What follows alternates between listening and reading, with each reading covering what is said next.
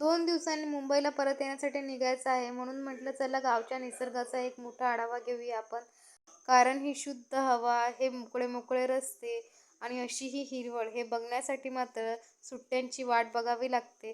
तोपर्यंत मनाला कसा तरी आवर घालावा लागतो. कारण हे वातावरण अक्षरशः छान वाटतं, इतकं सुंदर वाटते. खरंच गावावरून निघताना आपला पाय काही निघत नसतो. मनात अक्षरशः दुःख असतं, की आता जाण्याची वेळ आलेली आहे. पण काय करणार, जावं तर लागतंच. असं हे मन जड करून आपल्याला गावातून निघावं लागतं.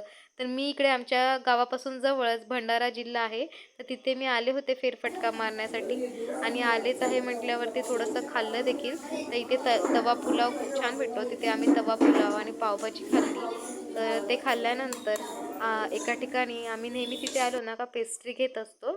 मधुर बेकर्स म्हणून आहे, तर तिथे पेस्ट्री एकदम फ्रेश असतात. तर दीदीसाठी जाण्याआधी मी पेस्ट्री देखील घेतली इथून.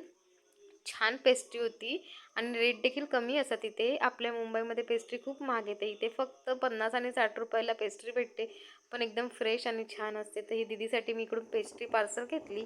त्यानंतर मावळत्या सुरीला बाय बाय करत आम्ही देखील आमच्या घराच्या दिशेने निघालो. तर माझा हा छोटासा व्लॉग तुम्हाला आवडला असेल तर नक्की चॅनलला सबस्क्राईब करा. बाय.